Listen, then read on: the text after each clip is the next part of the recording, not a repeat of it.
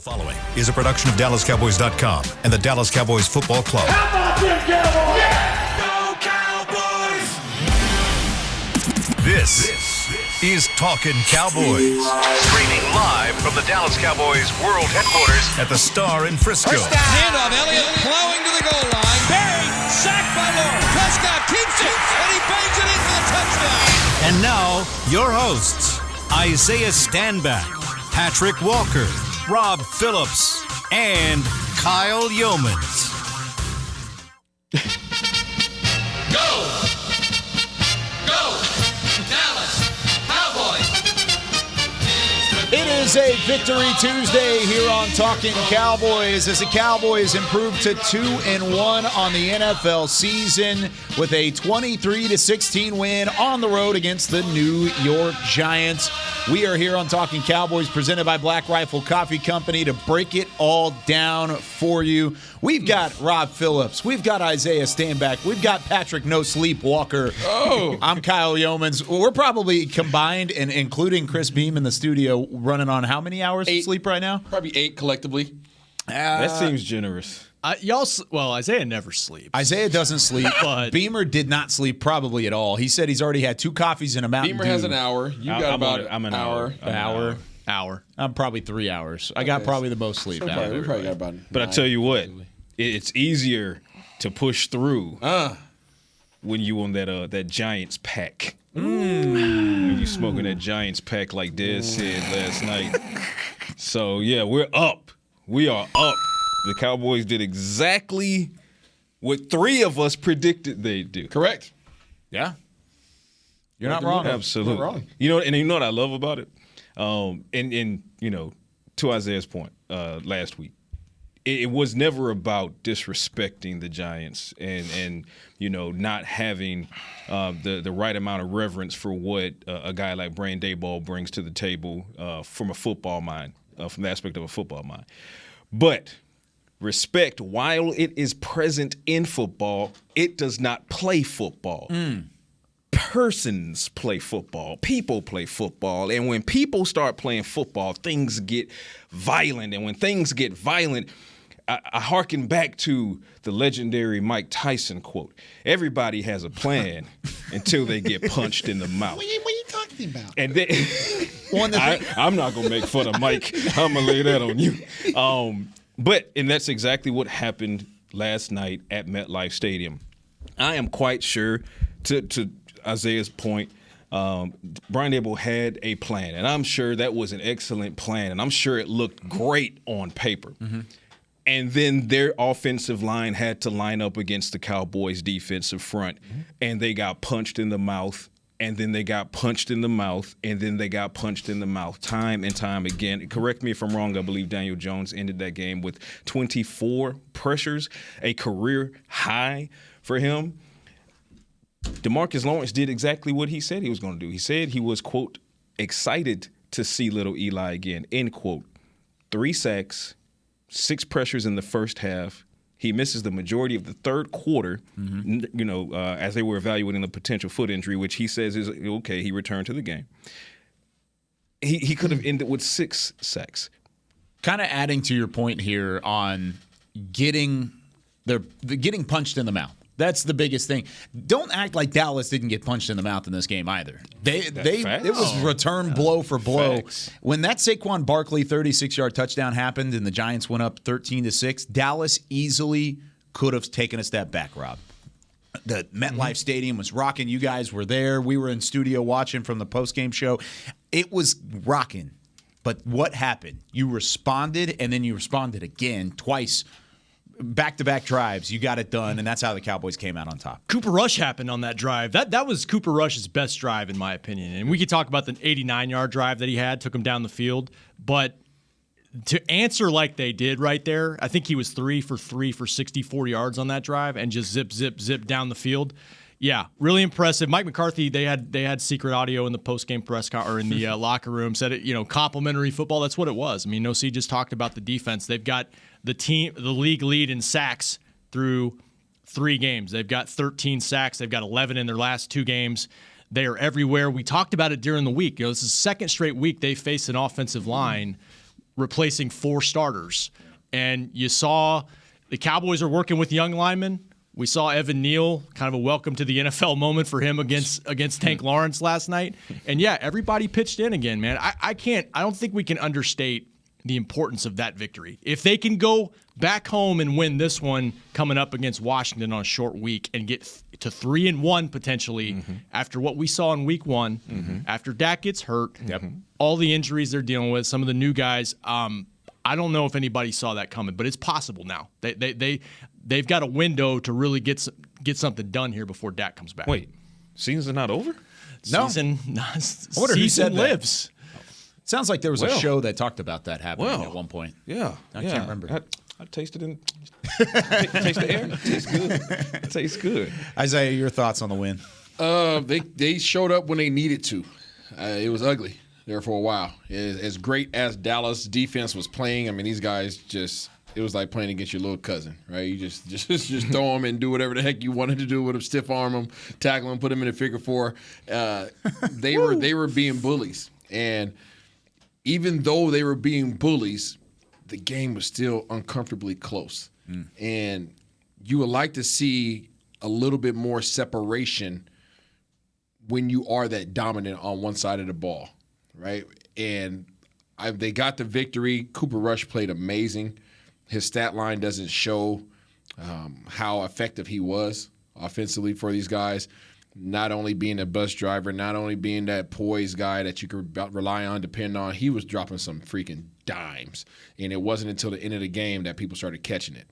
And, you know, he did an amazing job. I was not a Cooper. I wasn't all the way. I was starting to believe. He made me believe in this last game that, all right, you can play ball in this league. You can play ball. You're consistent. You're not flashing. You know, last week I was not convinced. This week you were never a hater for Cooper Rush. No, I just need to see more. You were a doubter at one point. Absolutely. I think a lot of people were. It wasn't just you. I'm not throwing you out there alone. Yeah. But you were a doubter. It's not the case. It doesn't sound like it anymore. No. I just need to see more. Right? I wasn't convinced. You know, I hadn't seen enough. I hadn't seen him really be tested in that regard to have to pull his team out, to have to make plays. I feel like this game he made plays. I feel like he dropped dimes. He put guys in position to be successful. I feel like he did all those things. He checked out of bad plays. He got themselves in really good plays. He did a great job of not only managing a game, but also making those throws. And, you know, fortunately for Dallas, guys started catching the ball towards the end of the game, and they won, right? But prior to that, it was not the way you would like it to have been. And he's right. And Rob and I were talking about this in the press box, and I put it out there on Twitter as well. I said a couple times, I said Cooper Rush is doing every single thing that he's supposed to be doing out there. Somebody's going to have to start helping him. That pass to CeeDee Lamb that Lamb dropped, that would have been a touchdown. Huge. In the breadbasket, right in the breadbasket. That deep ball to Jalen Tolbert, that Tolbert kind of short-armed instead of fully extended. That was another dime dropped in the bucket, right? And it wasn't until the fourth quarter that you saw the redemption catch from CeeDee Lamb, and then that helped charge the wide receiver core to say, hey, okay, we need to get this going. You saw Hendershot get more involved in the second half. You talk about resiliency. Yes, they got punched in the mouth on a couple of occasions, and on at least one glaring occasion by the NFL officials, but story for another day. I'm sure Noah Brown will love to tell that story after he finishes filing assault charges. But nonetheless, the Cowboys showed the resiliency. They showed, you know, they can take the punch and then deliver the counter punch. The Giants didn't show that they could do that last night. Not against a good defense, because we talked about it going into last week. Yeah, they played against this team and they played against that team, but they've not seen this defense. So now questions are going to be raining down upon their head going forward. Okay, well, yeah, you barely escaped Carolina and you barely escaped with your week 1 victory, but when you went up against an elite defense in the Cowboys, where's the execution, and again, I'm not going to question Brian Daboll's play calling and all that. I don't think it was the play calling from Brian Daboll. I don't think it was the blueprint. It was just your personnel doesn't match up. And we talked about that, right? We talked about that personnel-wise, it's not even comparable. Dallas right. far better. We made that very clear. And they could have blown them out. And to Kyle's point, they could have blown them out. Could have blown them out. They could have. And there was referees obviously played a part on both sides. There's terrible calls or no calls on both sides for each team. Michael was being held like a But it goes back to my point. I mean, I have to go back and watch the film probably at least 2 more times. It was like, what the heck went wrong? Right? They won the game, right? But and it feels as if this should have been a blowout. It feels as if because your defense played so well, Cooper Rush played so well, but yet you won by 7 in the last moments of the game. What happened that it wasn't shifted the way in which the stat line shows it could have been? Well, they beat themselves early. I mean, penalties held them back, and believe me, somebody got after me on Twitter this morning. Like, I'm not saying they don't have a penalty. They had a penalty problem since last season, but I do think they have a lot of young players playing. Yep. And sometimes that happens. You know, Peyton Hendershot, really his first real action in the NFL, penalties. Tyler Smith, that's going to happen. Yep. They were able to play through that. No-C mentioned a missed call there. Should have been a touchdown. CD, that should have probably been at least 3 points, probably a touchdown. And they get nothing out of that drive. So yeah, we were in the press box thinking they should. I think it was 6-3. It should be 17-3 at half. At the half. So credit to them for finding a way to do it. But yeah, they're not leaving. They're still not leaving themselves enough margin for error. And we'll see about Washington, but definitely past Washington, you've got some teams coming up that are not going to leave you much room for error. No, you're not going to be able to have 8 penalties for 70 yards and drop passes that are going to be big-time points left off of the board against L.A. and against Philadelphia, because both of those teams are going to make you pay for those mistakes. Maybe easy. Washington, too. We'll see. I mean, who knows? They've struggled early, but it's another division game. So, sure. And kudos to Kellen Moore. We got to give kudos to Kellen Moore. He called a magnificent game. Was it perfect? No, it wasn't perfect because it's the NFL. It's difficult to call a perfect game. But for the most part, that was one of the better games we've seen Kellen Moore call. He stuck with the run. We spoke about this going into the game. That pork chop is tender in the middle as far as the Giants' run defense is concerned. They were allowing an average of over 90 yards per run on the ground. All the Cowboys had to do was utilize Tony Pollard and Ezekiel Elliott and just keep going at him. I'm going to get to that and say, I know where you're going. going at him, set up the play action pass. And then things got even better for the limited number of snaps that Jason Peters got in at left guard. His first snap from scrimmage in a Cowboys uniform, he absolutely caught a murder charge and opened up a lane for Tony Pollard on that huge gainer on the ground. And you just saw the dominance on the ground start to take a toll against the Giants time and time again, and to the point where we talked about Azeez Ojulari. Got it. Nailed it. Going into the game. Kayvon Thibodeau, he makes his 2020 debut, et cetera, et cetera. Everybody was like, okay, well, not everybody, but for the most part, they're like, oh, well, you got the young Tyler Smith and Matt Farniok's on the start. You don't know if Jason Peters is going to get reps. And even if he does, he's a 40-year-old playing out of position. And all the Cowboys offensive line did was allow 0 sacks.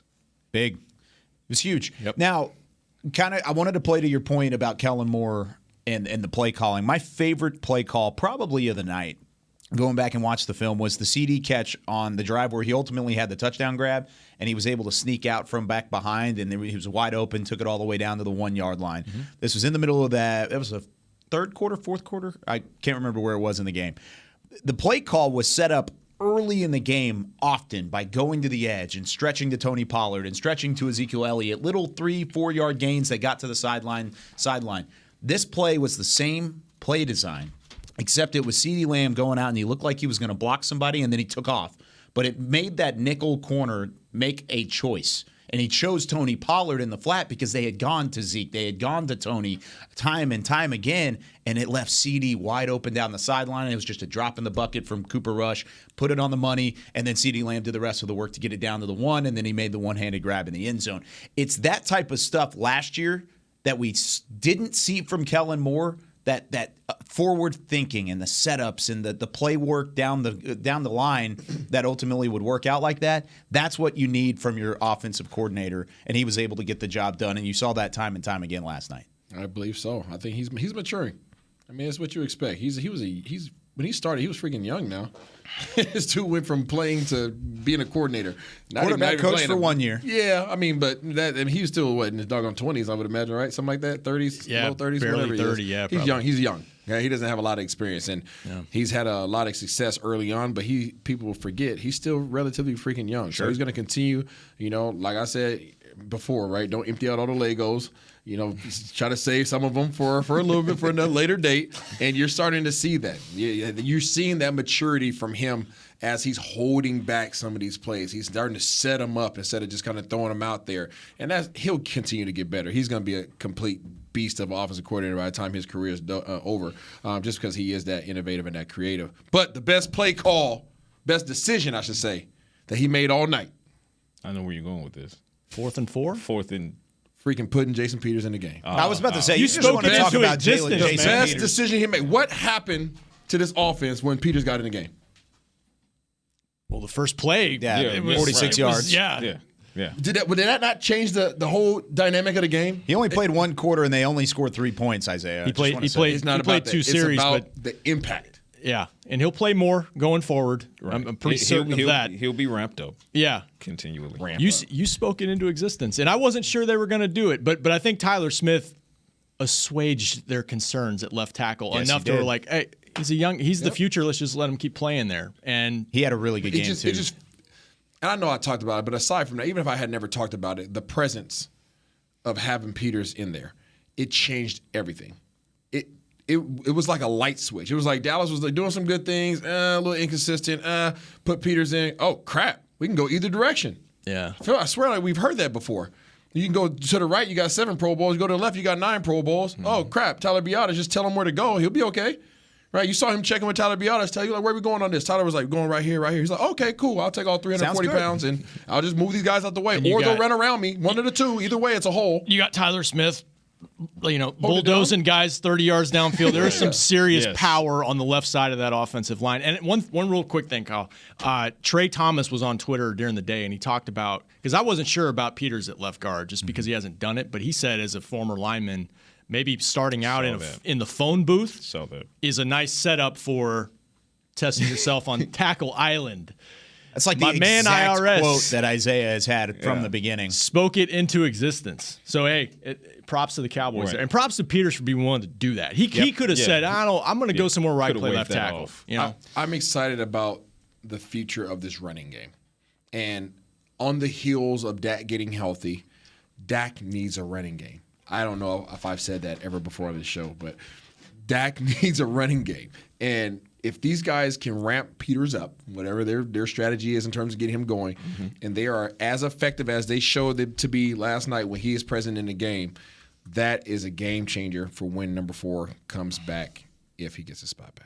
By the way, stop it. Just don't do that. Stop. I'm going to go to That's break like on the that biggest one. joke. No, I'm not even going to go to break on that. I was going to go to break on No, that one. I'm not even going to break. Sorry, buddy. There is no Freaking quarterback freak. Not going to work on that. Black There were 2 plays where Jason Peters sprung a big run. The first one was the Tony Pollard 46 yards, and he was able to wall off. The other one was a Zeke first down run where he got to the edge, and he was just on it, man. He just wrapped up his guy, and he even pushed him into a second-level guy.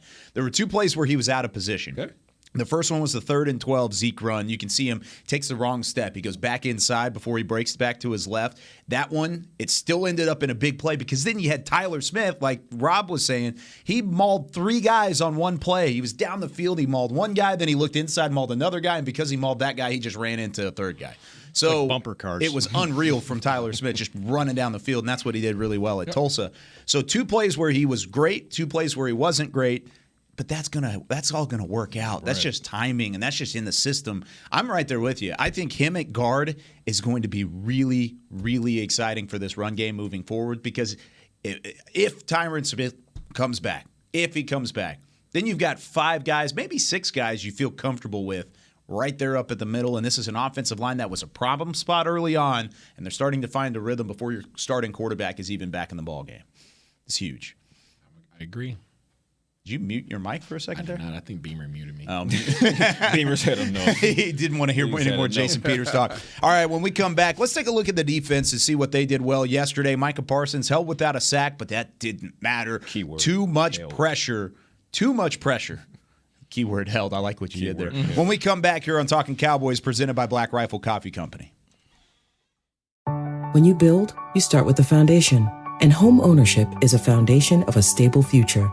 The Bank of America Community Home Ownership Commitment has helped over 34,000 people lay the groundwork so far, with up to $10,000 towards your down payment or 3% of the purchase price, whichever is less. The satisfaction of owning your own place can become a reality. Visit bankofamerica.com/homeowner to learn more. What would you like the power to do? Bank of America N.A. Equal Housing Lender. Credit and collateral is subject to approval. Restrictions apply. This is not a commitment to lend. Lil Sweet! Did you get to work on time? Yeah, but I just realized it's Sunday. Lil Sweet says head on home.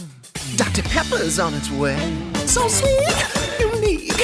Baby, there's nothing better. I bet you've probably done something that deserves a Dr. Pepper. Did you invest your nest egg in an NFT? Yeah, and I don't even know what that is. It's a non-fungible token. Everyone's done something that deserves a Dr. Pepper. Todd thought it would be secure to jog in the cheetah savanna. Todd believed the big cat repellent he bought online was reliable. And now, Todd is trying to be faster than this cheetah that can run 80 miles per hour. But the good news is, Todd has AT&T 5G that is fast, reliable, and secure. And he learned the best thing to do is stop running and toss her the backpack with the beef stew. AT&T 5G. Fast, reliable, secure. It's not complicated. 5G requires compatible plan and device. 5G may not be available in your area. See att.com/5G for you for details. Are you ready to take coffee off your grocery list forever? Black Rifle Coffee Club is here to help. As a coffee club member, you'll get your favorite coffees roasted, packaged, and shipped to your door free of charge on your preferred schedule. Set it, forget it, and never run low on coffee again. Members also get exclusive deals on coffee, products, and discounts from partner brands. Ease your mind and let Black Rifle worry about your coffee supply. Go to blackriflecoffee.com to join the coffee club today. Back to Talkin' Cowboys.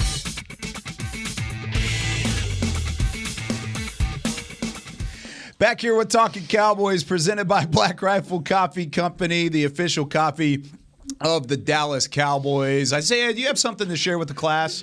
Put it up on your screen. Find out who put this up there. Yeah, you got to credit whoever made this. This is funny. Oh, okay, it's memes by Mikey.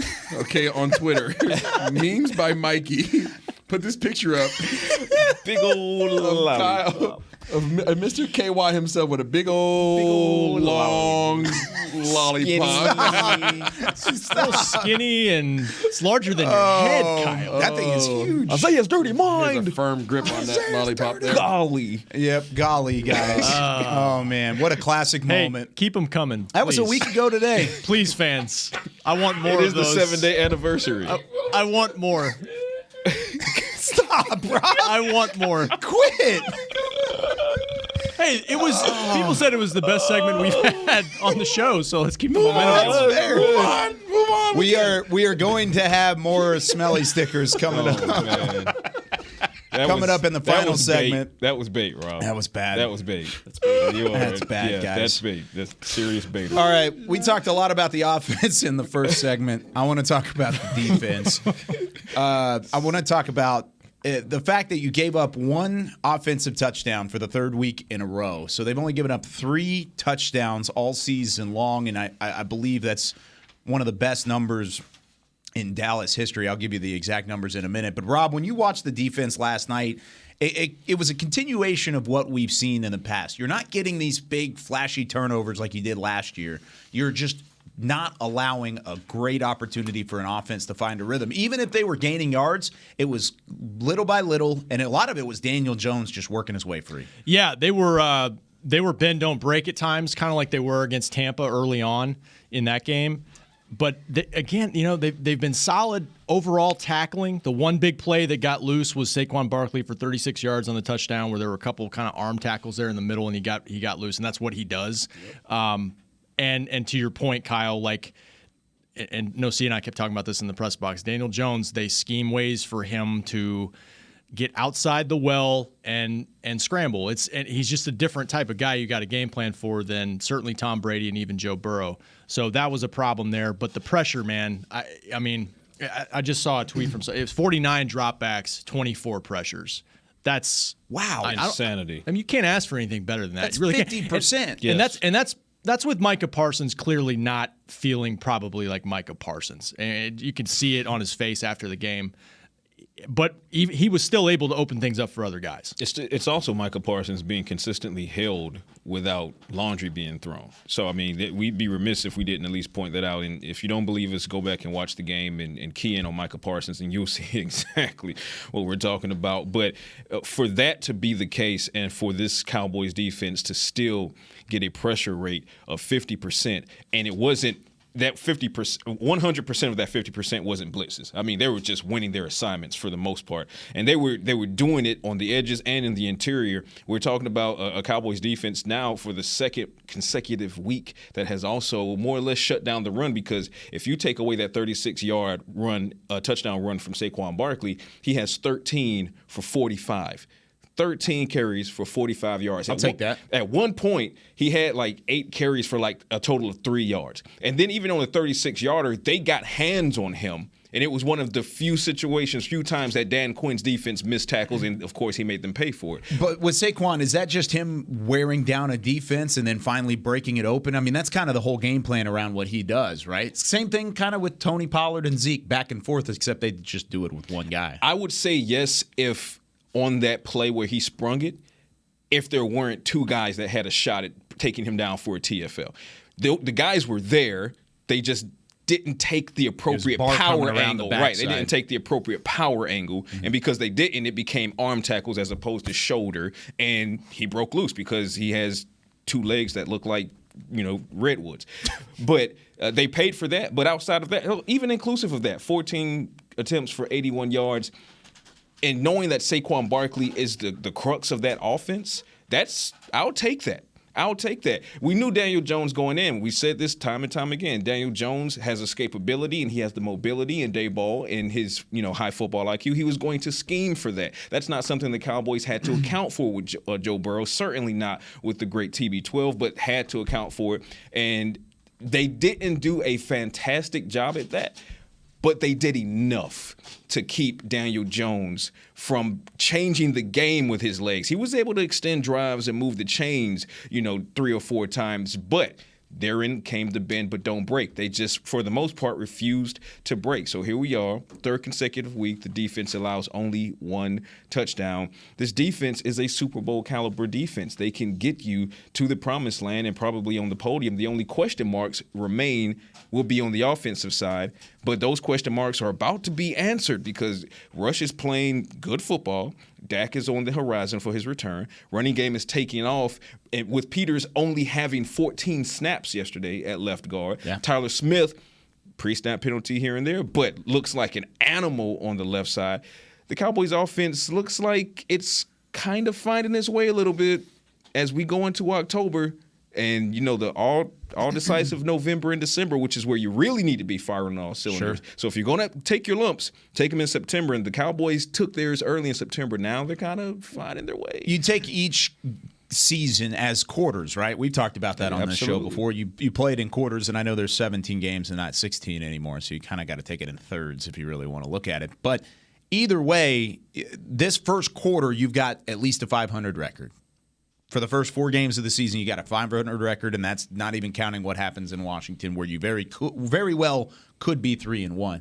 Patrick said something there that kind of perked my ears up, and it's anytime you have the SB word thrown in there, Super Bowl caliber defense. But nobody really even nobody budged. Nobody even said anything. I would expect you to be like, "Whoa, what's up, Isaiah?" I mean, come on now.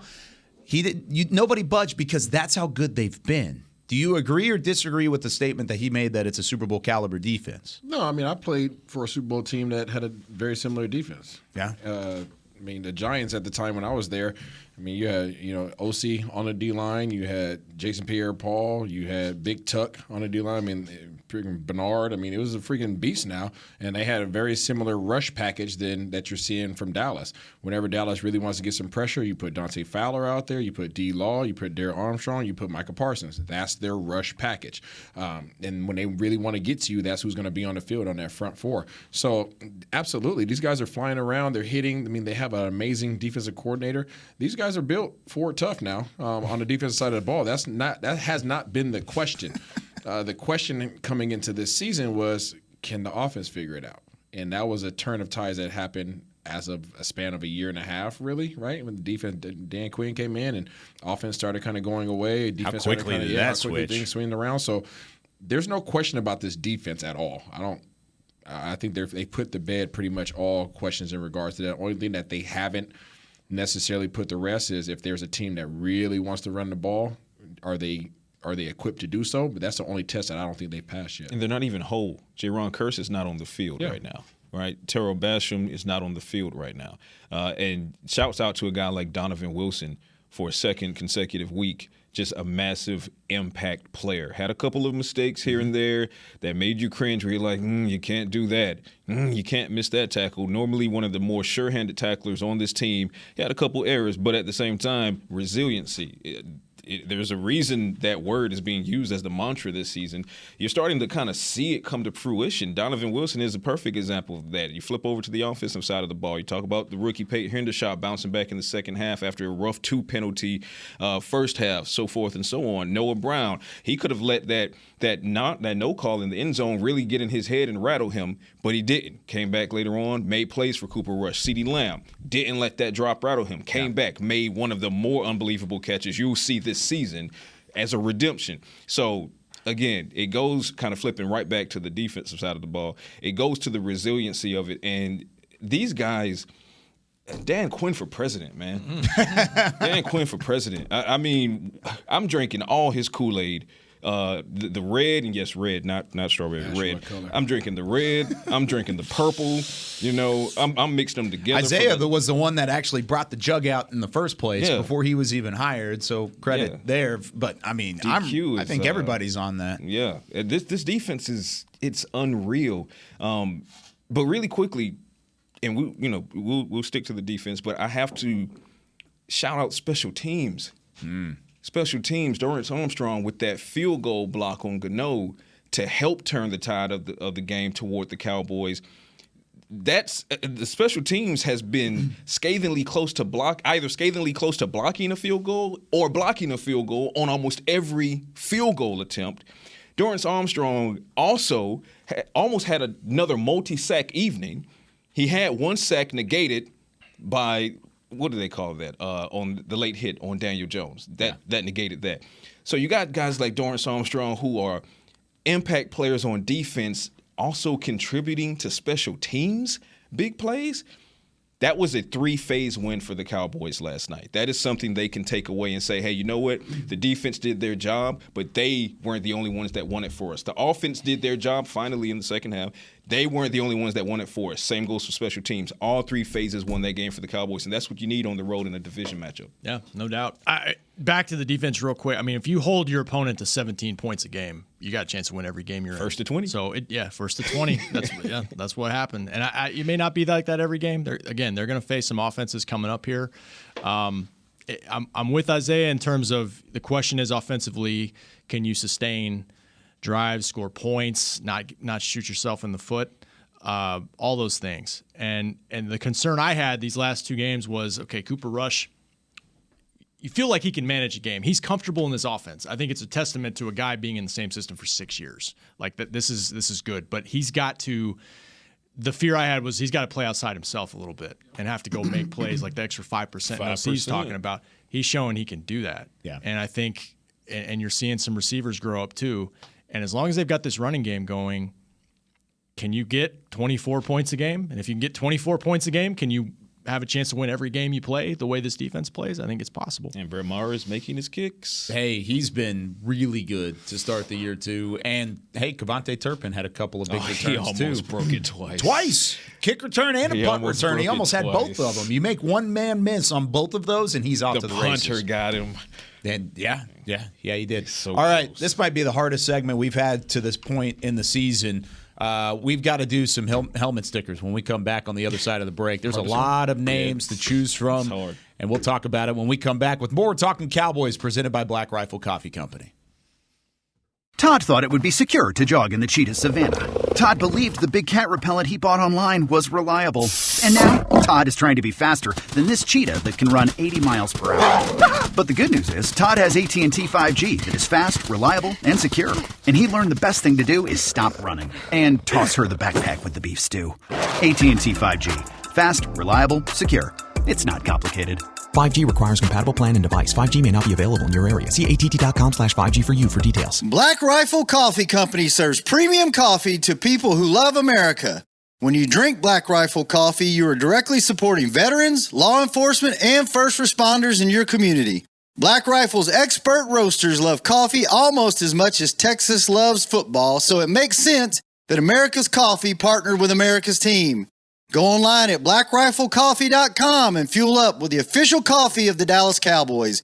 That's blackriflecoffee.com to fuel up today. Lil Sweet! Did you get to work on time? Yeah, but I just realized it's Sunday. Lil Sweet says head on home. Dr. Pepper's on its way. So sweet, unique. Baby, there's nothing better. I bet you've probably done something that deserves a Dr. Pepper. Did you invest your nest egg in an NFT? Yeah, and I don't even know what that is. It's a non-fungible token. Everyone's done something that deserves a Dr. Pepper.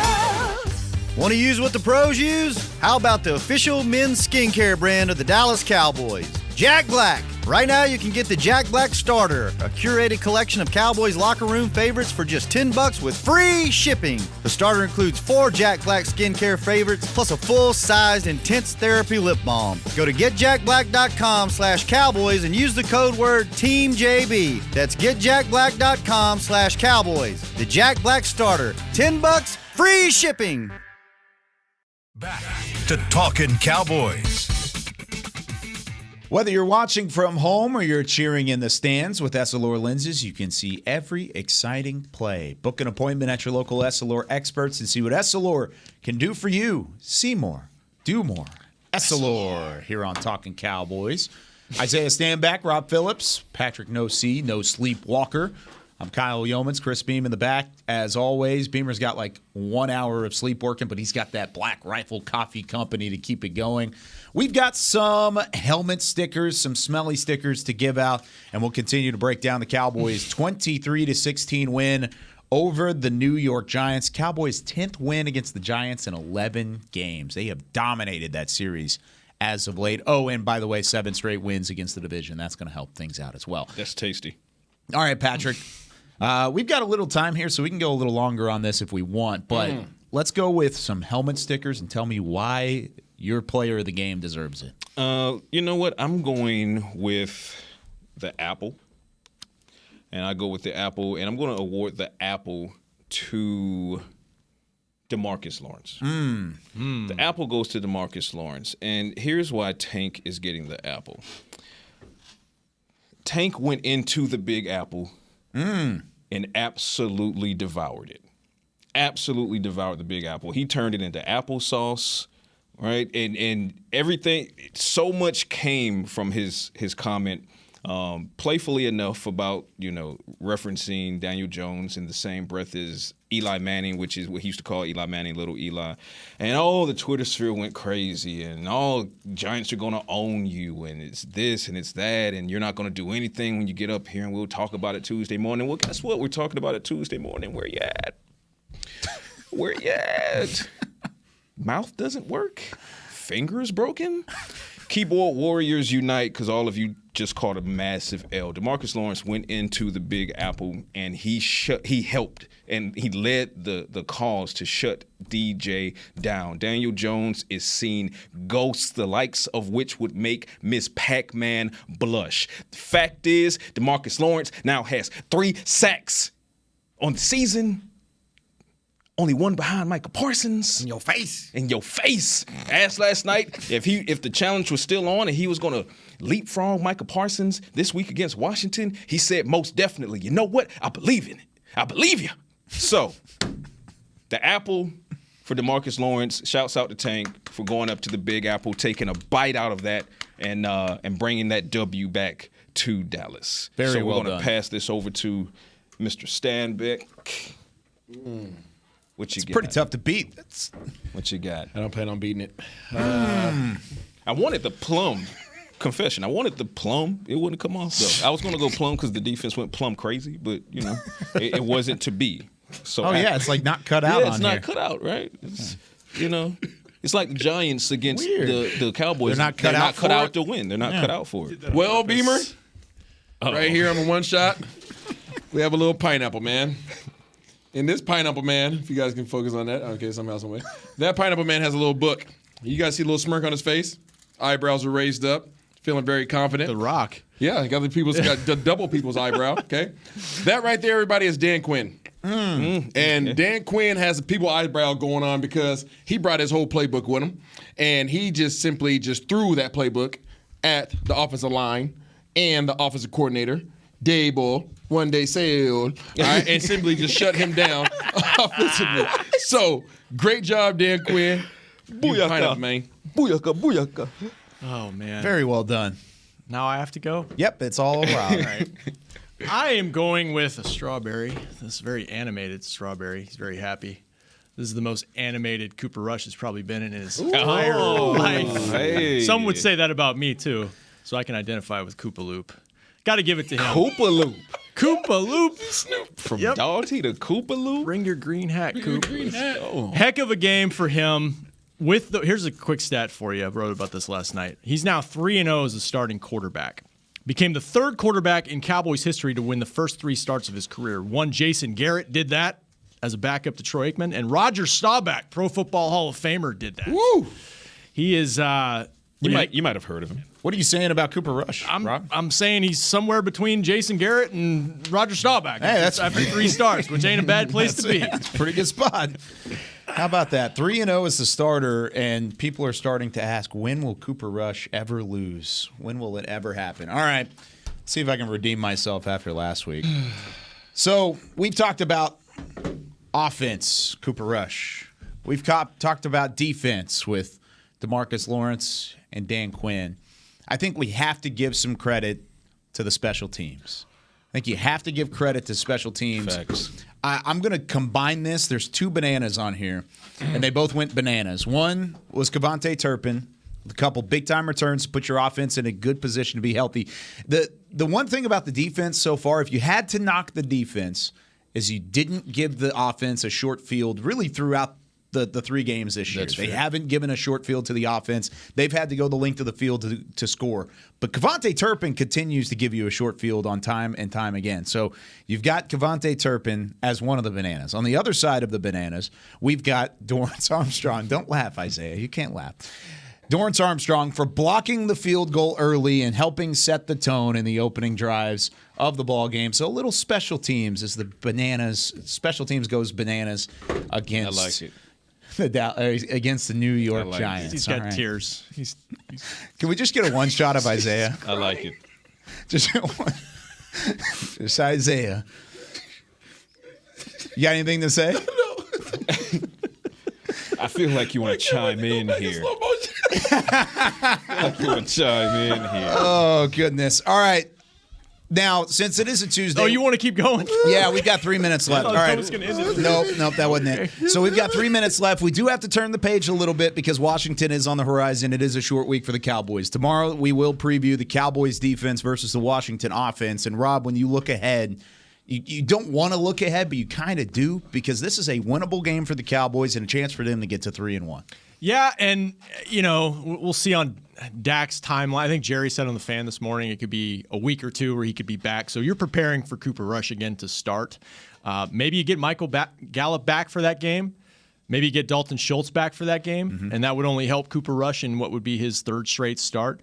But yeah, it's a Washington team that looked good in week one, has struggled the last couple weeks.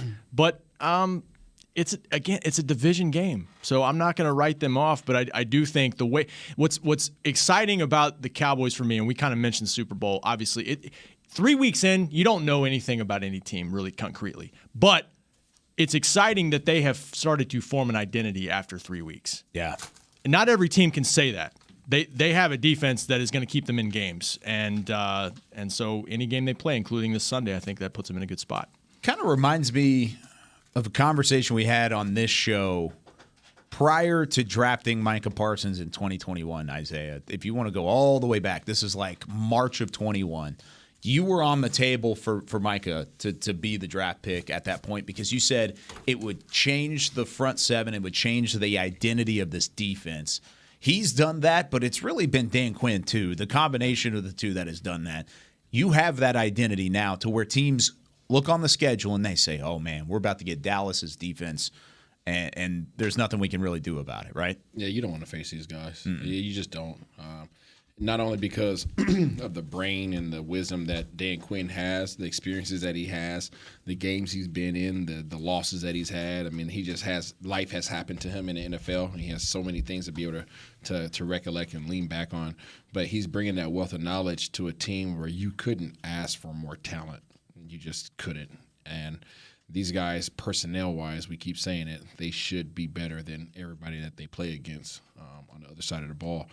But – that accompanied with them getting more familiarized with the system, them understanding how they're being utilized, them accepting their roles in this defense, them accepting how they're being cycled through substitution-wise, all those things collectively are coming together to continue to add on to this culture of playing fast, playing physical, and playing selfless. These guys are you can see them coming together and bonding as a team, and it's pretty doggone awesome to see. Now you just want to see that carry over to the offensive side of the ball.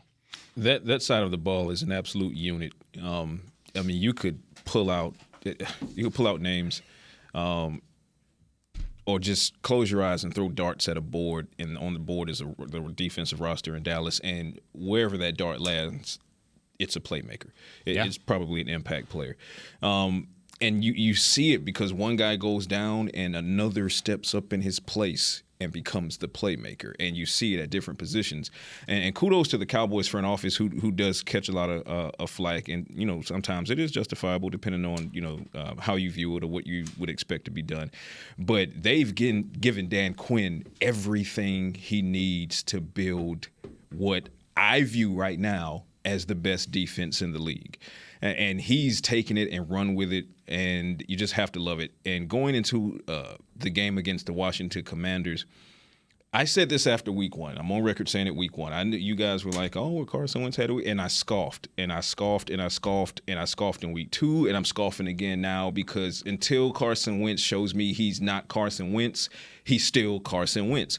And now you're talking about a Commanders offensive line that also can't protect Carson Wentz from being Carson Wentz, sacked 8 times by the Eagles last week. He now faces the team that leads the league in sacks, who just pressured Daniel Jones 24 times. Carson Wentz will be running for his life and asking for his mom to come save him. The only question I have is, can Cooper Rush continue to find that 5% that we've seen him now find since he came in as starter in lieu of an injured Dak Prescott? So, and I think the offense is finding their groove. And, like Isaiah said, Michael Gallup will most likely be back. Jerry Jones said it himself. He said there's, in all likelihood, end quote, Michael Gallup will be on the field against Washington. Another big weapon there. We'll preview it in greater detail as the week goes on. But short week. Unfortunately, don't necessarily get to enjoy this division win against the Giants as long as you would like, which for me is like 24 hours. You don't even get 24 hours because Monday Night Football is a Sunday afternoon. Here you go. So here comes Washington, another division game. Cowboys need to take this and continue building, go to 3-1, and then now at that point you're going into Los Angeles, and we'll see if Dak is ready. And even if he's not, you're 3-1. Cowboys defensive preview tomorrow. Cowboys offensive preview on their matchup coming up on Thursday. But that does it here on this Victory Tuesday for Talking Cowboys, presented by our friends over at the Black Rifle Coffee Company. For Chris Beam in the back, Rob Phillips, Isaiah Stanback, Patrick No C Walker, I'm Kyle Yeoman saying so long. We'll see you tomorrow with more Talking Cowboys.